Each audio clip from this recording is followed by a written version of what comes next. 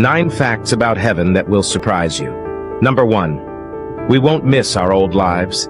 The upgrade from earth to heaven will be vastly superior to that from economy to first class. If we would miss something from our old lives, it would be available to us in heaven. Why? Because we will experience all God intends for us. He fashions us to want precisely what He will give us, so what He gives us will be exactly what we want. Number 2, we won't become angels. Death is a relocation of the same person from one place to another. The place changes, but the person remains the same. The same person who becomes absent from his or her body becomes present with the Lord. 2 Corinthians 5:8. We won't be angels, but we'll be with them. Number 3, we won't be tempted. We'll never forget the ugliness of sin. Having known death and life, we who experience life will never want to go back to death. We'll never be deceived into thinking God is withholding something good from us, or that sin is in our best interests. Number 4, we will have work to do. The idea of working in heaven is foreign to many people. Yet Scripture clearly teaches it. When God created Adam, He took the man and put him in the Garden of Eden to work it and take care of it. Genesis 2:15. Work was part of the original Eden. It was part of a perfect human life. Number 5, we will still experience emotions.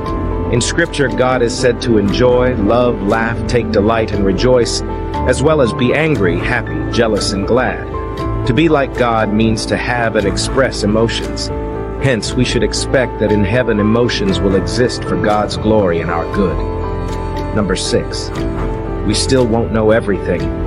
In heaven we'll be flawless, but not knowing everything isn't a flaw.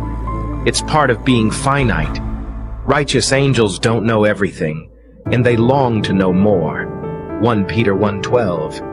They're flawless, but finite. We should expect to long for greater knowledge, as angels do, and we'll spend eternity gaining the greater knowledge we'll seek. Number 7, we will recognize one another. Scripture gives no indication of a memory wipe causing us not to recognize family and friends. Paul anticipated being with the Thessalonians in heaven, and it never occurred to him he wouldn't know them. In fact, if we wouldn't know our loved ones, the comfort of an afterlife reunion, taught in 1 Thessalonians 4:14-18, would be no comfort at all. In heaven, we probably won't fail to recognize an acquaintance in a crowd or forget people's names. Number 8, what will we do to avoid boredom? Note the assumption. Sin is exciting and righteousness is boring. Believing in this assumption means you've fallen for the devil's lie. In reality, sin robs us of fulfillment. Sin doesn't make life interesting, it makes life empty. When there's fulfillment, when there's beauty, when we see God as He truly is, an endless reservoir of fascination, boredom becomes impossible. In heaven we'll be filled, as Psalm 16:11 describes it, with joy and eternal pleasures. Number 9, if our loved ones are in hell, won't that spoil heaven? In heaven we'll see clearly that God revealed Himself to each person, and that He gave opportunity for each heart or conscience to seek and respond to Him. Romans 1:18-2:16. Everyone deserves hell. No one deserves heaven. Jesus went to the cross to offer salvation to all. 1 John 2:2. God is absolutely sovereign and doesn't desire any to perish. 1 Timothy 2:3-4, 2 Peter 3:9.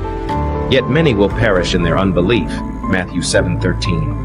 In heaven we'll embrace God's holiness and justice. God will be our source of joy. Hell's small and distant shadow will not interfere with God's greatness or our joy in Him.